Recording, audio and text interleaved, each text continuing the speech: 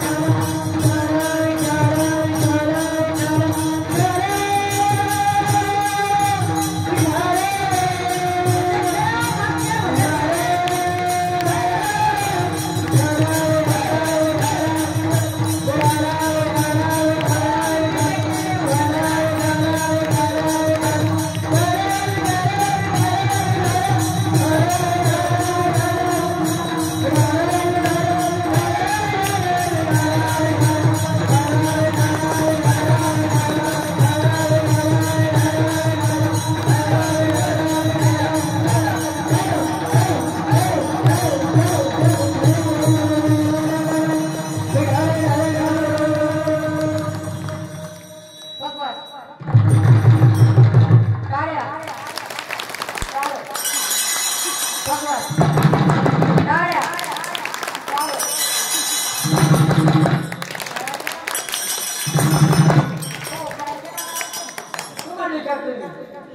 केला ना नसेल केला तर परत आहे व्यवस्था तुम्ही आताच करू ना जर जोर दाखवा उघडले कोण आहे पकवान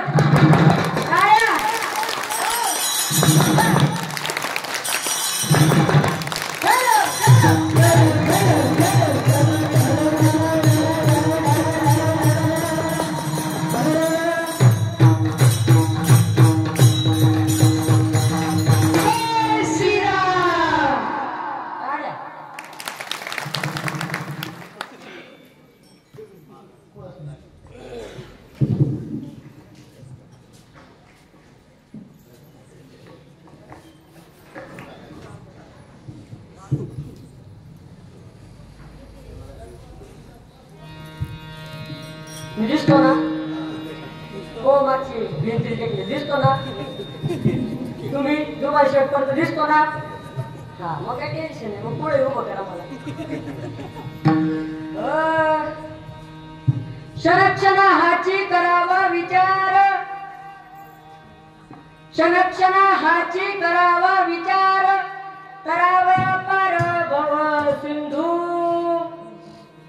नाशिवंत देह जाणार सकळ आयुष्य खातो काळ सावधान संत समागमी धरावी किंवा संत समागमी धरुनी आवडी करावी तातडी परमार्थाची नाशिवंत देह जाणार सकळ आयुष्य खातो काळ सावधान तुका म्हणे इह लोकीच्या व्यवहारे तुका म्हणे इह लोकीच्या व्यवहारे नका डोळे धुरे भरून राहो नाशिवंत देह जाणार सकळ आयुष्य खातो काळ सावधान विठ्ठल विठ्ठल विठ्ठल विठ्ठल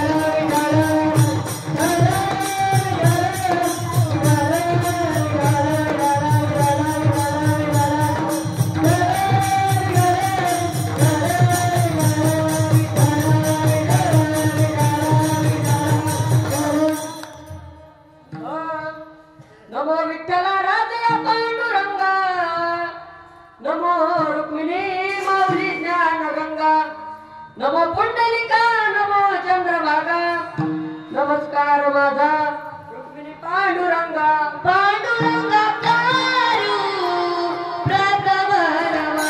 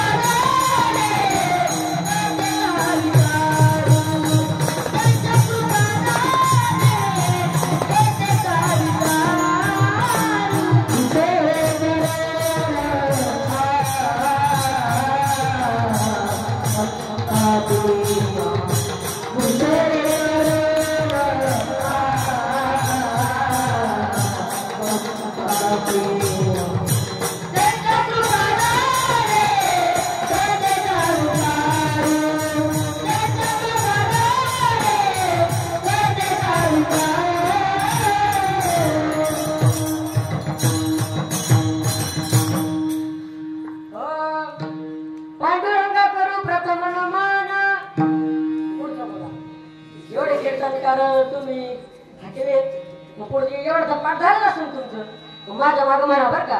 पांडुरंगा करू प्रथम नमन दुसरे चरण त्यांच्या कृपादाने कथेचा बाबाजी सद्गुरु. वा वा टाळ्या वाजवा स्वतः.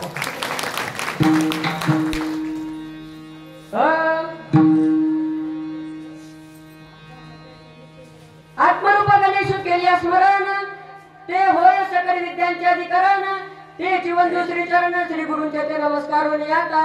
नमो ज्ञानेश्वरा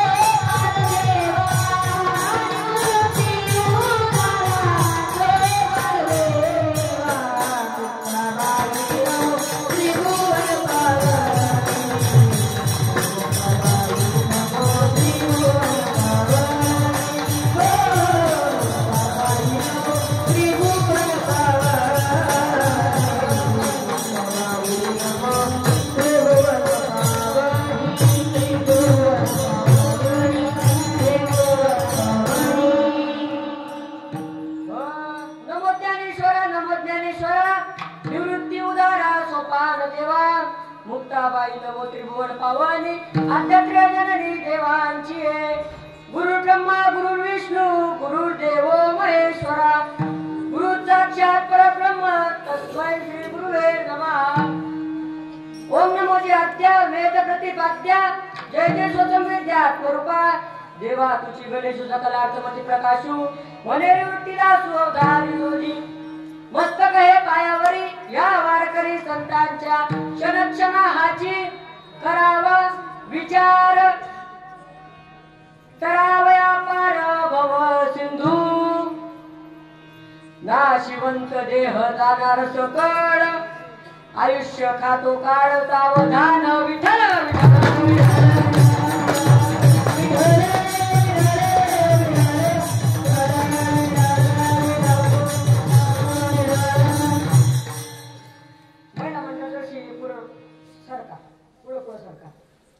सरका तुम्हीच पुढची.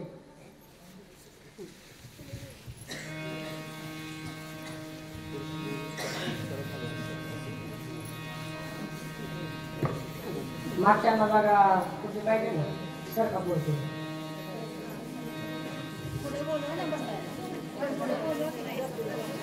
बसले तिकडं मागचे तुम्हाला पुढे जागा आहे आजी बोलवताय या पुढे जे येणार आहेत ना त्यांना मग पुढे या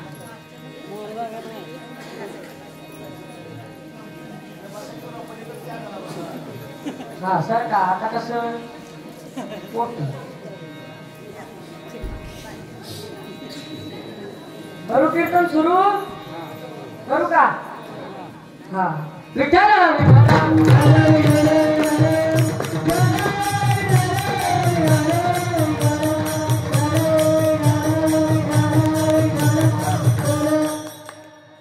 प्रस्तुत प्राप्त प्रसंगी प्राप्त स्थळी कीर्तन रूपी सेवेकरिता निवडलेला अभंग वैराग्याचे मूर्तिमंत पुतळे वारकरी संप्रदायाच्या विशाल अशा वटवृक्षाला लागलेले गोंडस सुमधुर ज्ञान सुगंधित फळ किंवा ज्यांच्या वैराग्याच्या रूपाने या मराठी माणसाच्या मनावरती अधिराज्य गाजवला असे या जगातील 3 जगद्गुरूंपैकी एक जगद्गुरु देहू निवासी श्री संत तुकाराम महाराज यांचा उत्कृष्ट असा गाठ्यातील 4 चरणांचा उपदेशपर प्रकरणातील अभंग आजच्या कीर्तन रूपी सेवेकरिता निवडलेला आहे विठ्ठल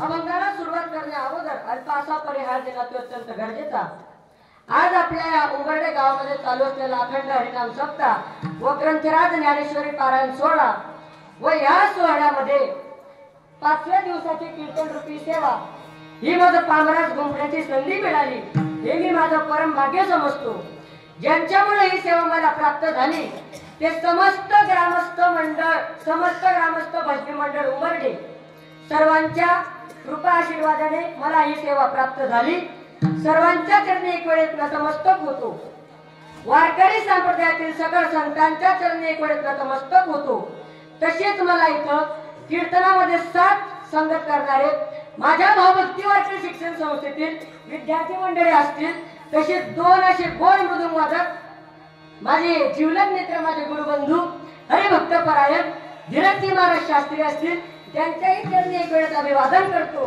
तसेच त्यांच्या समोर माझे गुरुबंधू हरिभक्त परायण गुरुराज महाराज अनुभवी असतील त्यांच्याही चरणी एक वेळेस अभिवादन करतो तसेच गायनाची सुंदर अशी साथ करायला माझे मित्र माझे गुरुबंधू हरिभक्त परायण वैभवजी महाराज शिरसाट असतील त्यांच्याही चरणी एक वेळेस अभिवादन करतो तसेच त्यांच्या बाजूला खेड तालुक्याचे भूषण हरिभक्त परायण रोहित महाराज सुतार असतील त्यांच्याही चरणी एक वेळेस अभिवादन करतो तसेच सुंदर असे पेटीवादक बाबा असतील तसेच सुंदर असे विनेकर बाबा असतील आणि सर्वात महत्वाचं म्हणजे हे जे 2 मागे उभे आहेत ना चोपदार त्यांच्यासाठी टाळ्या वाजवा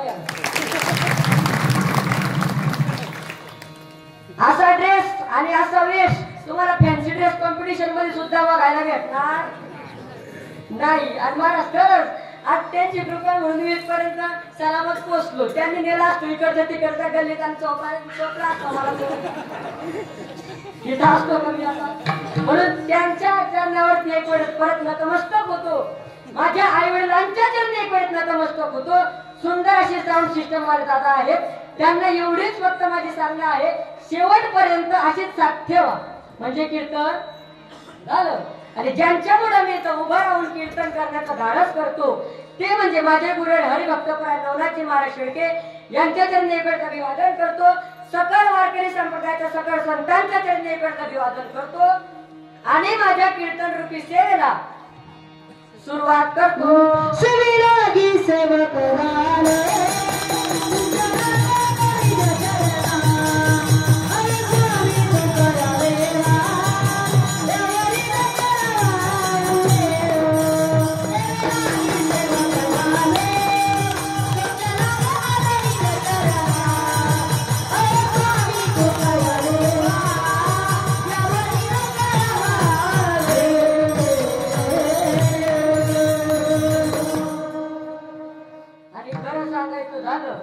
तर सगळ्यात मोठे धन्यवाद म्हणजे तुम्हा सर्व जे बसलेले आहेत माझ्या कीर्तनात त्यांना कारण महाराज काय ठिकाणी आम्ही जातो कीर्तनाला एवढा मोठा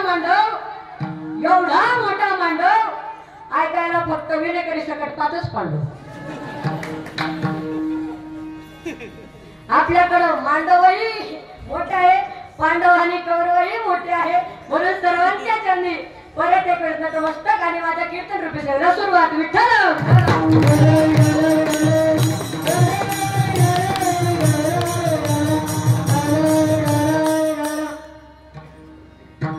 तुम्हा सर्वांना दिसतंय मी काय बांधलाय, मी काय बांधलाय फेटा. बरोबर, या फेट्यामुळे माझे कान झाकले गेले.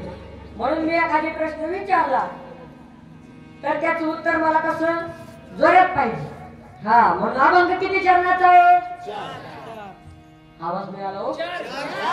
किती किती? बाबा हुशार घ्या, बाबांनी डायरेक्ट बोलत आपले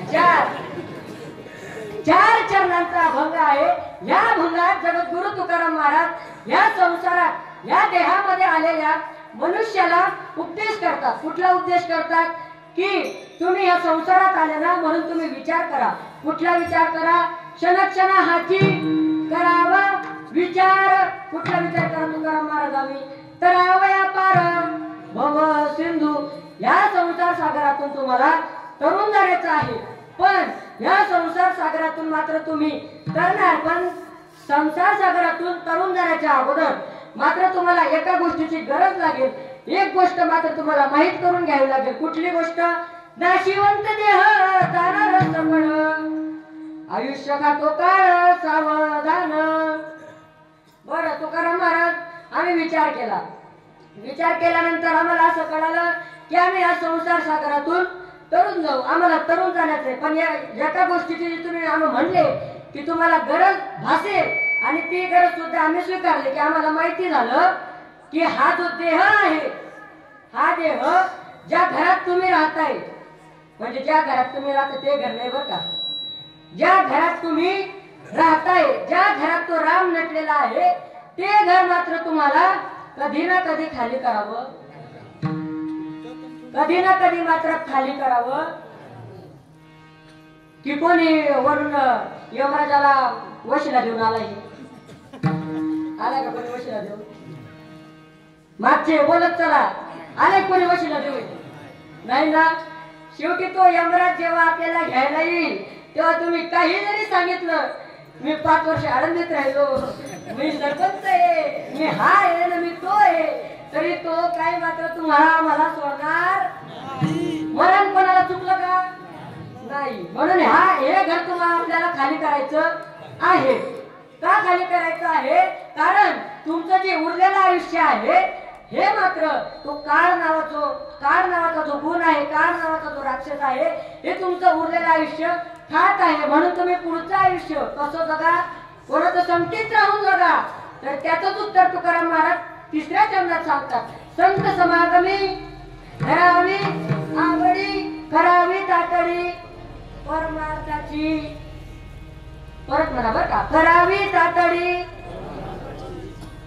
करावी तातडी प्रपंचाची. प्रपंचाची का? परमार्थाची. महाराज प्रपंचाची तुकाराम महाराजांनी सांगितली नाही, परमार्थाची सांगितली.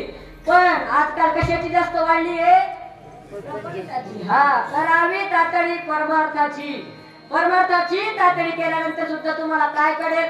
नाशिवंत देह जाणार सकड, आयुष्य खातो काळ सावधान. बरं तुकाराम महाराज, आम्ही तुमचं प्रथम चरण ऐकलं, दुसरं चरण ऐकलं, 3रं चरण सुद्धा ऐकलं. हे तिन्ही चरणांचा भावार्थ कळल्यानंतर तुम्हाला अजून काय सांगायचं आहे? तुमचं जे उरलेलं आयुष्य आहे हे तुम्ही संतांच्या संगतीत राहून जगा व तुमच्या परमार्थाची वाटचाल वाढवा. व वाढवल्यानंतर तुम्हाला तुमचा जो व्यवहार आहे, तुम्ही जो व्यवहार करत आहात किंवा जो तुम्ही पुढचा व्यवहार करणार आहात, तो कसा करायचा ते तुकाराम महाराज अभंगाच्या 4थ्या चरणात. तुका म्हणे इह लोकीच्या व्यवहारे, नका डोळे धुरे भरून राहो, नाशिवंत देह जाणार सकळ, आयुष्य खातो काळ सावधान. विठ्ठल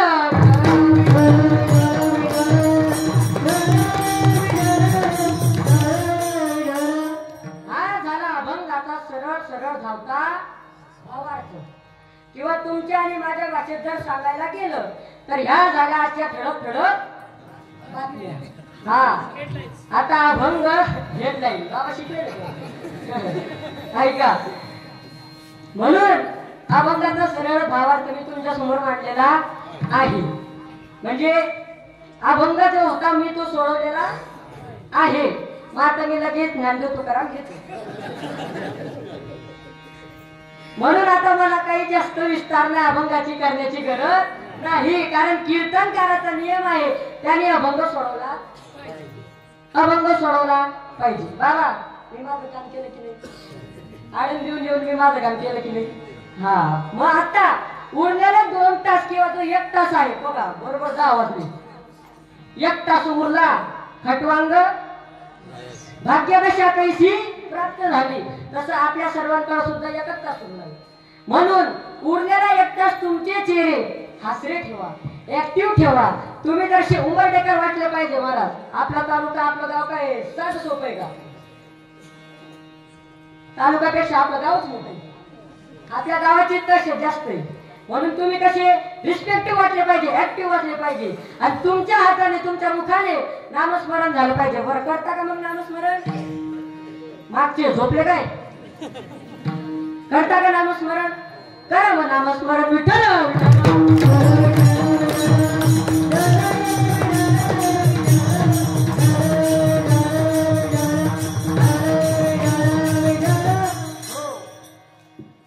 ऐका. जगद्गुरु तुकाराम महाराज ज्या अभंगातून आपल्याला असा उपदेश करतात की तुम्ही या संसारात जन्माला आले ना, तुम्ही या देहामध्ये आले ना, तर तुम्ही मात्र तुमचा क्षण सुद्धा वाया जाऊ देऊ नका. कारण या क्षणाचा काही भरोसा नाही. महाराज काकड्यामध्ये सुंदर प्रमाण आहे. क्षणभंगुर नाही भरवसा.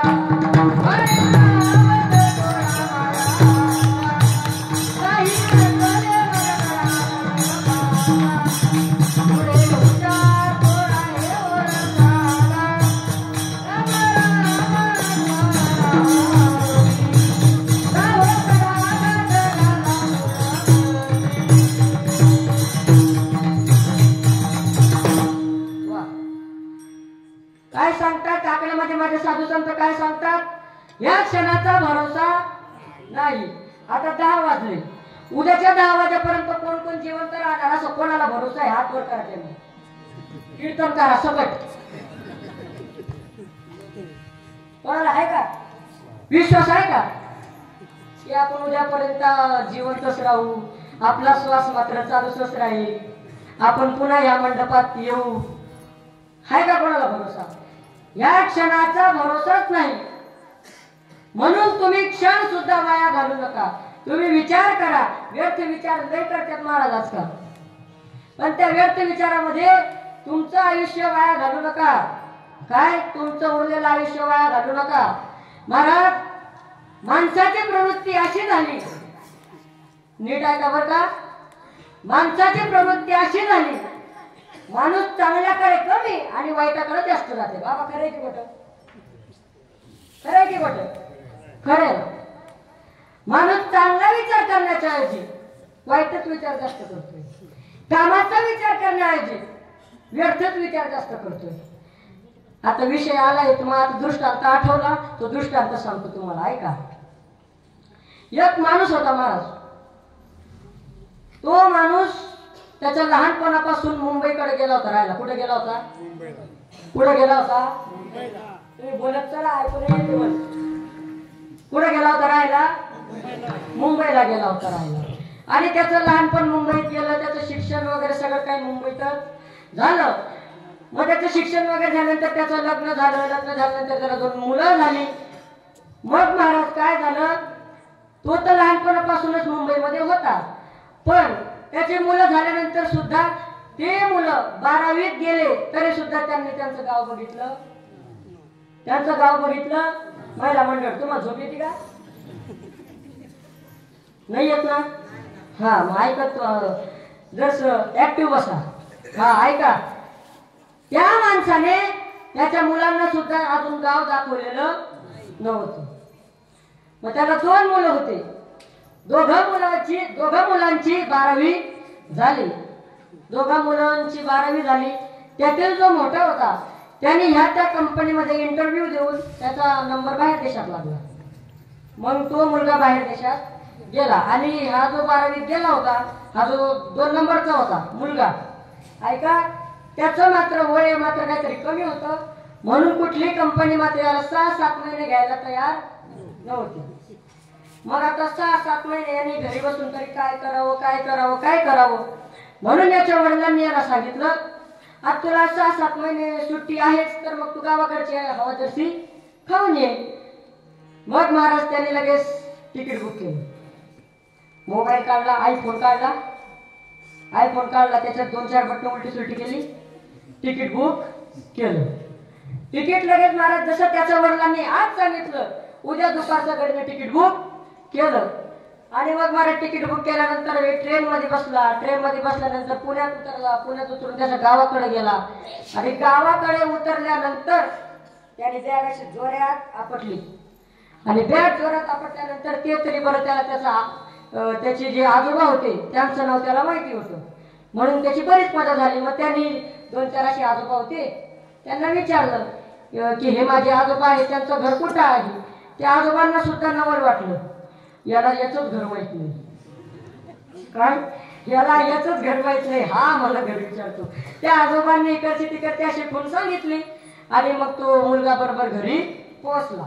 तो मुलगा काही साधा नव्हता बरं का, 12वीतला होता, नाही तुम्ही म्हणसान 7वी-8वीतला, 12वीतला होता. मग तो घराच्या बाहेर महाराज पोहोचला. परत त्याने जोरात बॅग अशी आपटली धीरज महाराज, अशी बॅग आपटली आणि घर पाहतो महाराज. आता ते त्याचे पप्पा मुंबईचे, मोकार पैसा, गावाकडे मस्त असं मोठा बंगला. त्याने बंगला पाहिला, त्याने जोरात बॅग आपटल्यानंतर तो बंगलाच पाहत राहिला.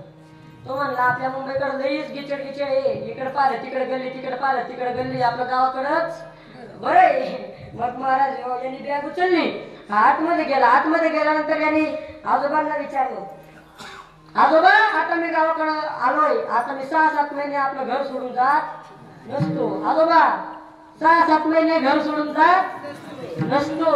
हा मी नाही बरं का, तो मुलगा, हा ऐका, तो असं म्हणतो. आजोबा म्हणतो हे कोण आलं गड्या हे नवीन. मग त्याने ओळख सांगितली, मी तुमचा मुलाचा मुलगा, मी असं करून मला 6-7 महिने सुट्टी होऊन मी गावाकडे आलो. मग आजोबाने त्याला घर दाखवायला गेलो. इकडून गेलं की तुझ्या आजीचं बेडरूम येतं, इकडून गेलं की माझं बेडरूम येतं, इकडून गेलं की किचन येतं आणि इकडून गेल्यावर कंपाऊंड येतो. मग महाराज घराचा सगळा नकाशा दाखवला. मग घराचा नकाशा दाखवल्यानंतर ती अशी बाहेर आली. आणि बाहेर आल्यानंतर महाराज घराच्याच बाजूला असा बैलाचा गोठा होता. काय होता बैलाचा?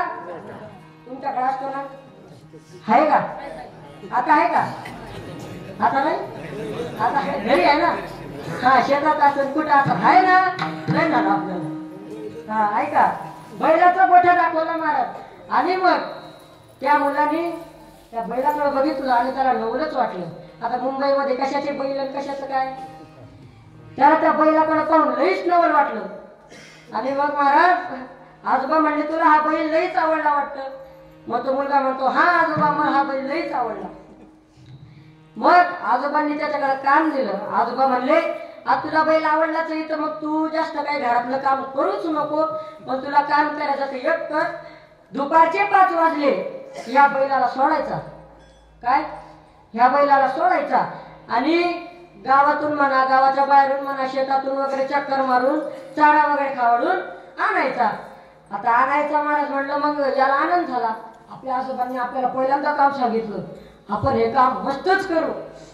याला त्या बैलावर एका प्रकारे प्रेमच झालं होतं, मित्र प्रेम झालं होतं महाराज. मग लगेच महाराज तो दिवस गेला, दुसरा दिवस आला. याने सकाळची महाराज आंघोळ केली, चांगला असा मेकअप केला, म्हणजे फेअर अँड लवली ते काय असतं पोरांमध्ये आता नवीन आले, फेअर अँड हँडसम ते लावलं. मग लगेच महाराज चंदन लावला. आणि मग महाराज गावाकडे आपलं मस्त खाट असती, बाज असते झोपायला तुमच्याकडे असते ना, हा. मग त्याने काय केलं, त्या बैलाच्या गोठ्यासमोर बाज ठेवली आणि त्या बाजवर जाऊन असा बसला. आणि बसल्यानंतर त्या बैलाच्या समोरच बसला बरं का. त्या बैलाच्या समोरच बसला, असा मस्त हात केला आणि असा पायाला लागला. कोणाकडं? कोणाकडं? मागची कोणाकडं? हा, बैलाकडे पाहायला लागला. तो त्याचा काहीतरी विचार करायचा. त्याला भूक लागली, घरात जायचा, आजी मिळायचा, ताटवाड जेवला, परत यायचा, मोबाईल ते ब्लूटूथ कनेक्ट केले, ते टाकले, परत बाजूवर बसला, मस्त असा हात धरायचा आणि कोणाकडे पाहायचा? कोणाकडे पाहायचा? हा, बोलत चला तुम्ही, सुट्टीला सुद्धा नाही 12 वाजेपर्यंत. हा, ऐका, तो असा मार बैलाकडे पाहायचा. मग त्याला झोप लागली की तो त्याच बाजूवर झोपायचा. असा मारा 1 दिवस गेला, 2 दिवस झाले, 1 महिना गेला, 2 महिने गेले, 3 महिने गेले. तो त्याचा विचार करायचा बरं का. 4था महिना आला महाराज. 4था महिना आल्यानंतर 4थ्या महिन्याचा 5 दिवस उजळला. परत त्याचा तोच निघते नेम. उठला, आंघोळ केली, मेकअप केला, चहा नाश्ता झाला, बाज टाकली, बाजवर असा बसला की कोणाकडे पाहायचा? कोणाकडे पाहायचा? आता मी कोणाकडे पाहतोय? तुमच्याकडे.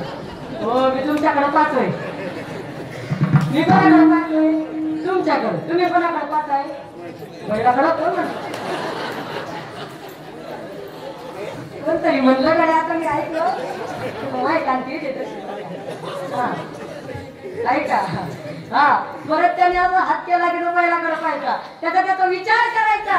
विचार झाल्यानंतर त्याला झोप लागली, तसाच परत झोपायचा. अंगावर गोदर घेतली, तसाच झोपला.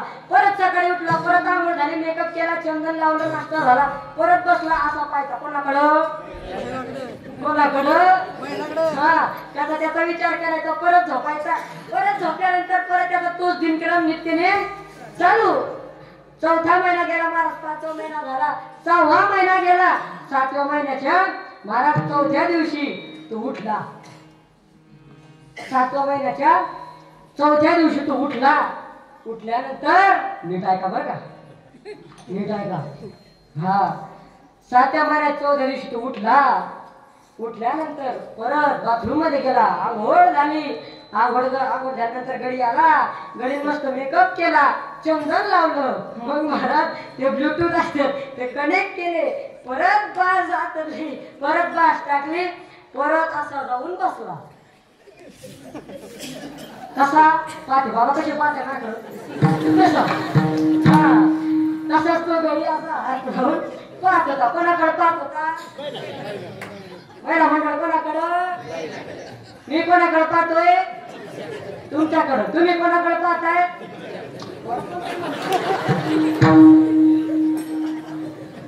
ऐका. हा, मला तो दिवस लय महत्वाचा बरं का. तो दिवस लक्षात ठेवा तुम्ही. तुम्हाला लक्षात होतं राहणार आहे. तिकडे कीर्तन काही होते तुम्हाला 7व्या महिन्याचा 4था दिवस घरी जाऊन तर लक्षात राहील. ऐका. मग महाराज 7व्या दिवसाचा 4था दिवस परत त्याचा तोच नित्यनेम सुरू. परत त्याला भूक लागली महाराज. भूक लागल्यानंतर तो मध्ये गेला. त्याला मग जेवण करून आला, परत तसाच बसला. परत बैलाकडे पाहायला लागला. बैल त्याच्याकडे पाहायचा, बैल त्याच्याकडे पाहायचा, हा त्याच्याकडे पाहायचा, बैल त्याच्याकडे पाहायचा, हा त्याच्याकडे पाहायचा. बैल म्हणला नेमकं 6-7 महिन्यापासून विचार तरी काय करतो. बैल विचार करायला लागला म्हणजे पाहतो मुलगा केवढा त्रास देतात. ऐका. मग महाराज 7व्या दिवसाच्या 7व्या महिन्याच्या 4थ्या दिवशी 3 वाजले. किती वाजले? किती वाजले? आता 10-15. त्या दिवशी किती वाजले? 3 वाजले. आणि 3 वाजल्यानंतर याचा तोच नियम चालू. याचा मस्त हात लावून त्या बैलाकडेच कोण काहीतरी विचार करतो. पण महाराज 3 वाजल्यानंतर किती वाजतात? किती वाजतात? हा, 4 वाजले.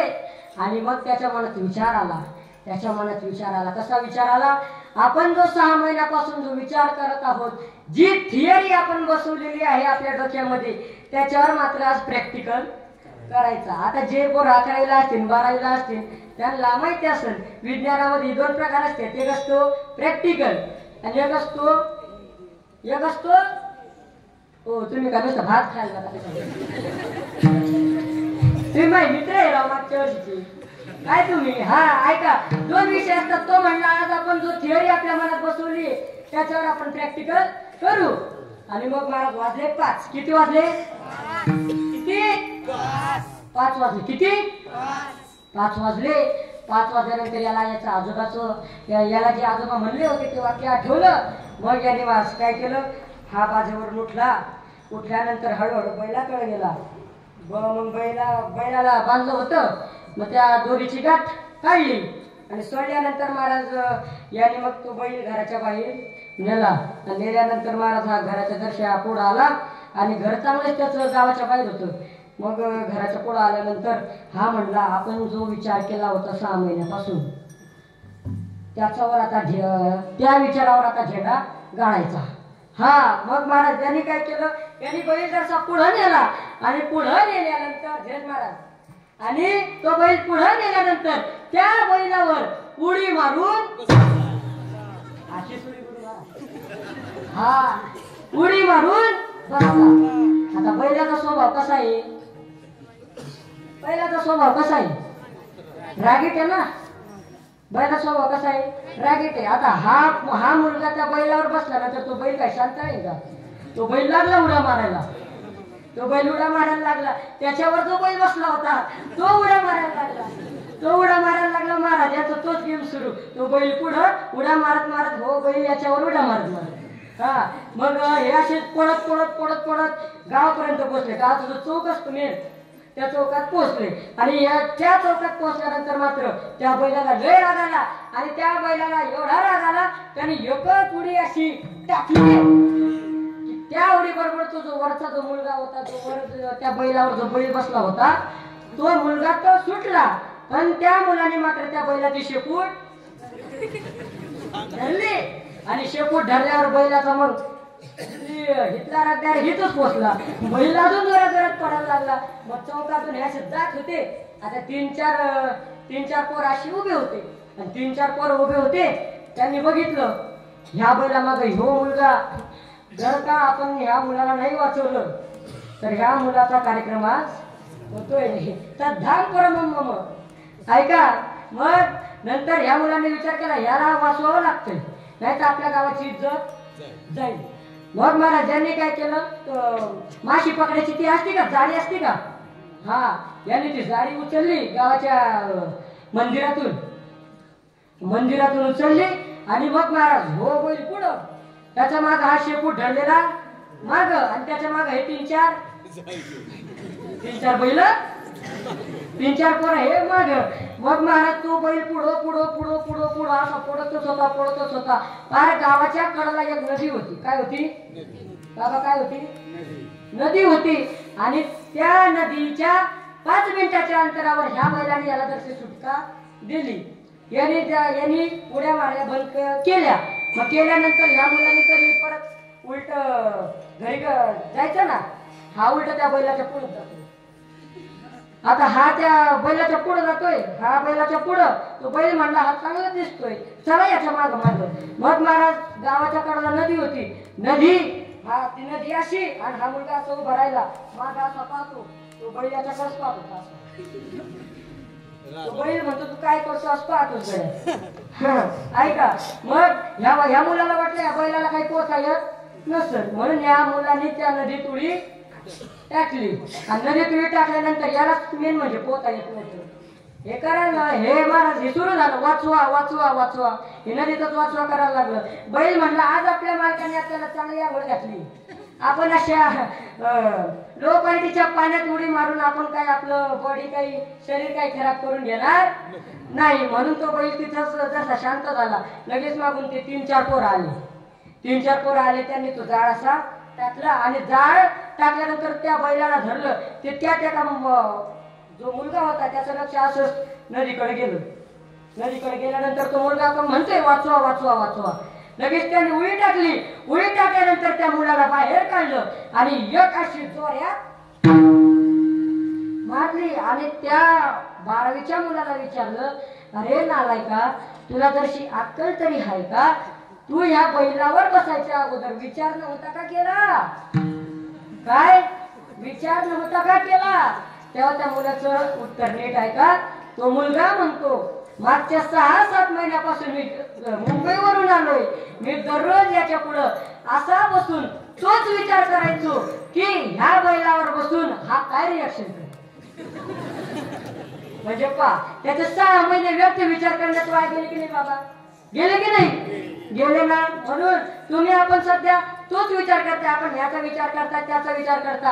अहो तसा विचार इथं चालणार नाही. कसा विचार चालेल? कुठलाच चालेल. अभंगाचा प्रसंग. क्षण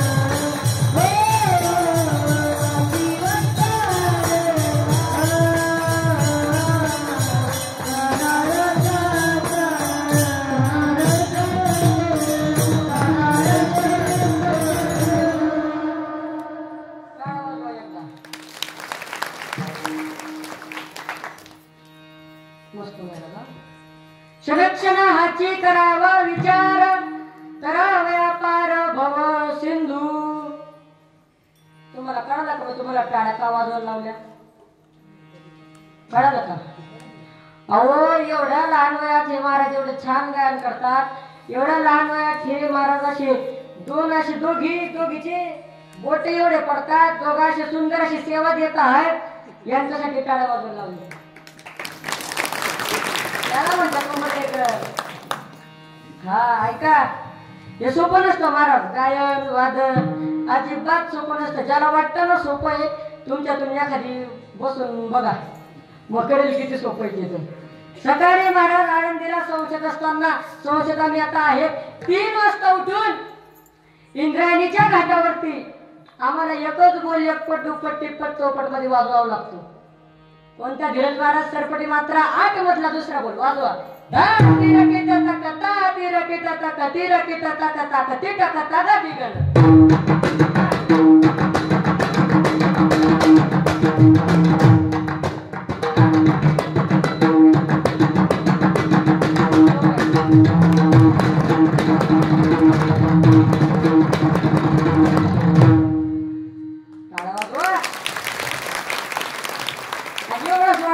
हा एकच बोल वाजवून जमत नाही महाराज. ह्या बोलाचं असं वैशिष्ट्य आहे. ह्या बोलाची प्रॅक्टिस जर आपण केली तर आपल्या बोटांमध्ये, आपल्या हातांमध्ये वजन येईल. व ह्या बोलाने मात्र चांगले चांगले चक्रधार, चांगले चांगले मोठे मोठे मुकरे बसतील.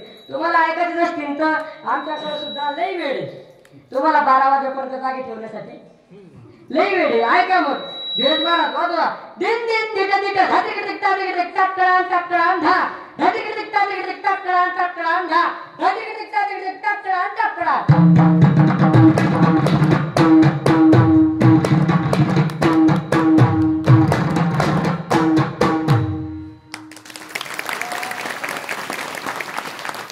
महाराज हे गायन सुद्धा सोपं नाही महाराज. 3-4 ला उठून काही 4 मध्ये एकच स्वर. ओ माझा धरावा लागतो ना माझा स्वर लागत नाही. माझा स्वर लागत नाही महाराज. काही 4 मध्ये ओम धरावा लागतो तेव्हा कुठेतरी इथं प्रमाण जागेवर देता येतात. नाही तर महाराज तुम्ही समजा क्रिकेट खेळताय. काय खेळताय समजा बर का. खेळत जात असं नाही. तुम्ही क्रिकेट खेळताय आणि तुम्ही बॅट घेऊन क्रीजवर आले आणि आल्यानंतर तुम्ही अजून अशी बॅटच हलवताय किंवा मग ते पिच चेक करताय. बरोबर. ते पिच चेक करताय तुम्ही आणि तितक्यात बॉलने बॉल टाकावा. हा पा लगेच मारत तुम्ही असे पासा ना बॉल पुढे गेला लगेच विकेट कीपरच्या हातात बॉल. तसं इथं चालत नाही. इथं बरोबर बॅट्समॅनचं लक्ष असेल तेव्हाच बॉल टाकला पाहिजे. तेव्हा इथं महाराज प्रमाण जागेवर देता येतात. तेव्हा इथं स्वरात चाल म्हणता येते. काही काहींचा महाराज आनंदीत लय मोठे मोठे गायक आहेत, लय मोठे मोठे विद्यार्थी, लय मोठ्या मोठ्या संस्था आहेत. पण कोणाचाच अजून स्वर बसत नाही. माझा सुद्धा स्वर बसत नाही. लोकांचा स्वर माझं सांगतो स्वतः. माझा सुद्धा आणि स्वर बसत नाही. मला मार्गाने लय वेळेस फटकवले स्वरात स्वरात म्हणलं पाहिजे म्हणून. हाय का. म्हणून हे गायन वादन सोपं नाही. तुमचा कुठेतरी त्यांना आशीर्वाद पाहिजे. तुमची कुठेतरी त्यांना शुभेच्छा पाहिजे. तेव्हा कुठेतरी ते अजून त्यांची मेहनत त्यांची सेवा मात्र ते त्यांच्या हातून माऊली करून घेतील. एवढंच सांगतो महाराज. आपल्या गावातील एखादी तरी मुलगा किंवा आपल्या ओळखीचा एखादी तरी मुलगा आपल्या घरातील 2 तरी मुलं 2 सेवा झाल्या पाहिजे बरं का. लक्षात ठेवा. आपल्या घरातील जे 2 मुलं असतील जे 2 युवा मुलं असतील त्यांच्या हातून या 2 सेवा झाल्या पाहिजे. एक धर्मसेवा आणि दुसरी देशसेवा. आज महाराज आपला सातारा तालुका आपला सातारा जिल्हा एवढा पॉवरफुल आहे की जे या देशाचे रक्षण करतायत सैनिक त्याच्यातून सर्वात जास्त आपल्या सातारा जिल्ह्याचे अजून काय वैशिष्ट्य आहे महाराज आपल्या जिल्ह्यात. अशा गोष्टींचा महाराज अभिमान पाहिजे आपल्याला.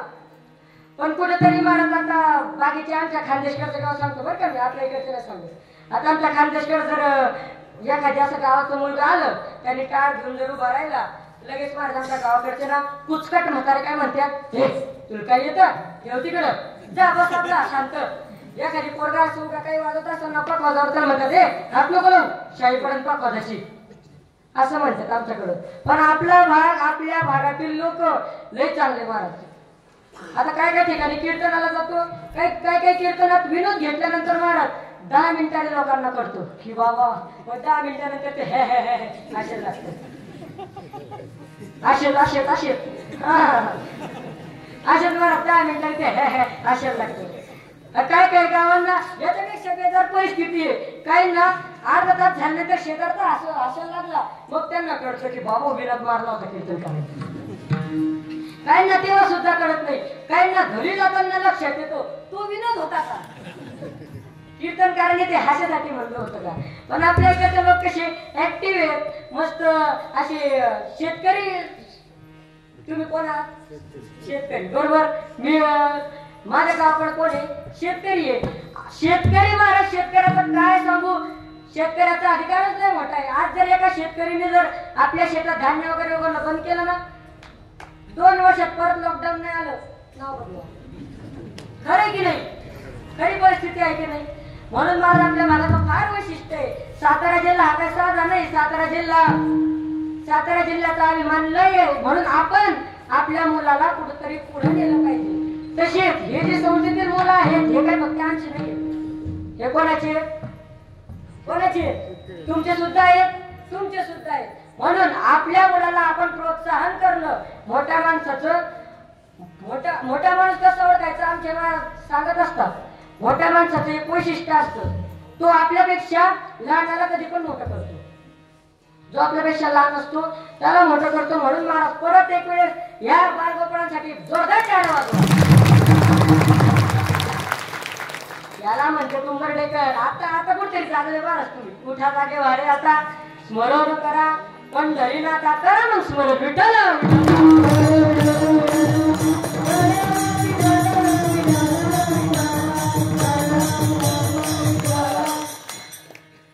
म्हणून तुकाराम महाराज काय सांगता, तुम्ही विचार करा. कुठला क्षण हाची करावा विचार करावया पार. भवसिंधू, हा भवसिंधू तरुण जाण्याचा तुम्ही विचार करा. हा भवसिंधू म्हणजे कुठला भवसिंधू? पुनरपी जननम पुनरपी मरणम जननम मरणम जठरी शयनम. परत जन्मायचं, परत मरायचं, परत जन्माला यायचं, परत मरायचं. ह्या बंधनातून आपल्याला मुक्त व्हायचंय. ह्या बंधनातून आपल्याला तरुण जाण्याचंय. त्यासाठी साधन कोणतं? हे साधन. या मनुष्य देहाचा तुम्ही उपयोग चांगला करून घ्या. या मनुष्य देहात आले तर देवाचं नाम चिंतन करून घ्या. कारण बहुत सुकृती नरदेह लाजला भक्ती विन गेला अधोगती. तो नरदेह अधोगतीला गेला. जर त्यांनी या जन्मातून भक्ती नाही केली तर मात्र या देहाचा काही उपयोग नाही. कारण ह्या जीवनात दोन गोष्टी मात्र फार दुर्लभ आहेत. पहिली गोष्ट मनुष्य देह प्राप्त व्हायचा आणि दुसरी गोष्ट म्हणजे संत भेटणे. अहो त्या संतांच्या संगतीत राहण्यासाठी तो देव सुद्धा वैकुंठातून आला. प्रमाण म्हणून सांगतो, तो अभंग प्रत्येकाच्या कानपात आहे. तो अभंग प्रत्येकाने ऐकलेला आहे. ज्या सुखाकारणे देव वेळावला वैकुंठ सोडून संत सवनी राहिला. वैकुंठ सोडून सवनी राहिला.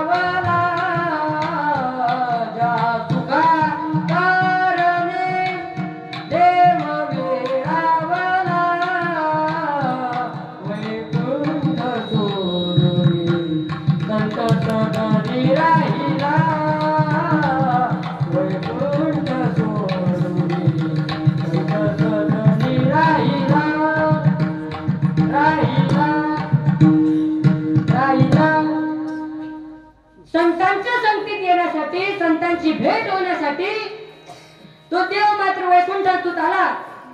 वैकुंठातून आला आणि त्या संतांबरोबर कुठेतरी त्यांनी आनंद प्राप्त केला, समाधान प्राप्त केलं, सुख प्राप्त केलं. त्या संतांच्या समागमामध्ये राहून त्या देवाला कुठेतरी आनंद प्राप्त झाला. असं त्या संत भेटीसाठी तो देव अवतरला. आणि दुसरी दुर्लभ गोष्ट कोणती? मनुष्य देह प्राप्त व्हायचा. नाथ महाराज भागवतात एका श्लोकामध्ये वर्णन करतात, दुर्लभ ही मनुष्य देहो देही ना क्षणभंगुरा. हा देह फार दुर्लभ आहे. महाराज एका कवीने सुंदर असं एका गीतामध्ये वर्णन केलंय. मनुष्य जन्म अनमोल रे, इसे मिट्टी में ना रोल रे. अब जो मिला है फिर ना मिलेगा, कभी नहीं कभी नहीं कभी नहीं रे. अब जो मिला है फिर ना मिलेगा, कभी नहीं कभी नहीं कभी नहीं रे. तुम्हाला या जन्मात हा मनुष्य देह प्राप्त झालाय, पण पुढच्या जन्मात सुद्धा हाच देह भेटेल. सांगता येतं का? महिला मंडळ काय आधी झोपल्या हो, तुम्हीच मागणार हो. पुढच्या जन्मात तुम्हाला हाच देह प्राप्त होईल. सांगता येतं का महिला मंडळ? आधी सांगता येतं का? नाही सांगता येत महाराज. कारण या देहात येण्यासाठी 84 लाख योनीमध्ये एका एका योनीमध्ये कोटी कोटी फेरा केलाय कुठेतरी आपण एक एक योनी कोटी कोटी फेरा एक एक योनी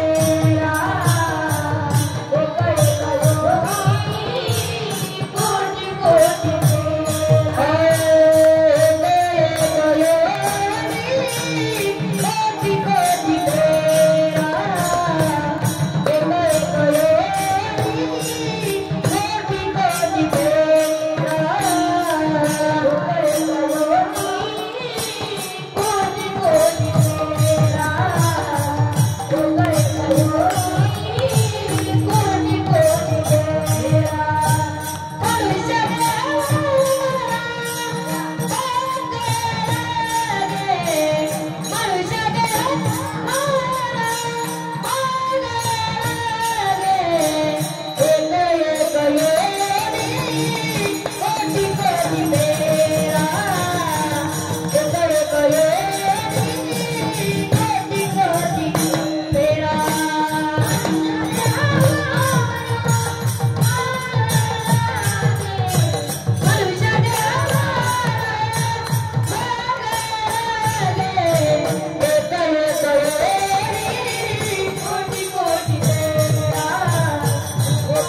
योनी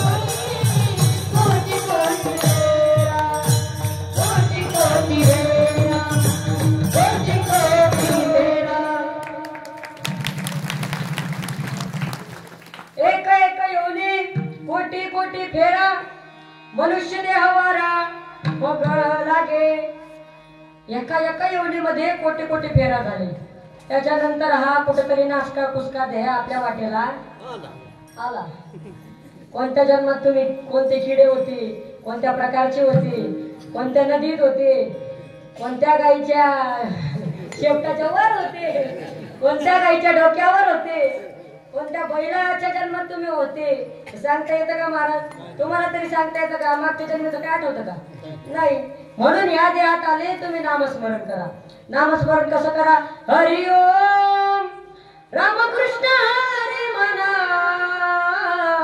हा जन्म नाही पुन्हा हरि ओम रामकृष्ण हरी म्हणा हा जन्म नाही पुन्हा हा जन्म आहे भक्ती करण्याचा हा जन्म आहे मुक्ती मिळवण्याचा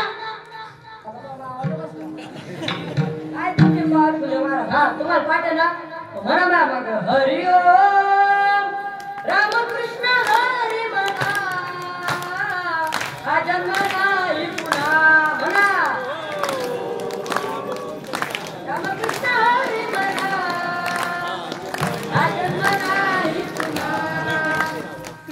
हा जन्म पुन्हा नाही आता तुम्हाला आठवत असेल जेव्हा असं काही दृष्टांत वगैरे काही भजन वगैरे घेतलं ना महाराज या मग ह्या देहाला आठवत आपण काय काय कारणाने केले तर कोणाच्या शेतातलं ऊस तोडून आणले कोणाच्या शेतात आग लावली सगळं आठवतं महाराज जेव्हा असे भजन वगैरे घेतल्यावर मग हा देह परत आहे का काकू परत आहे हा देह नाही म्हणून तुम्ही या देहात आले या देहात आल्यावर तुम्हाला एक गोष्ट कळाली पाहिजे कुठली अभंगाचा द्वितीय श्रीवंत देहा जाणारा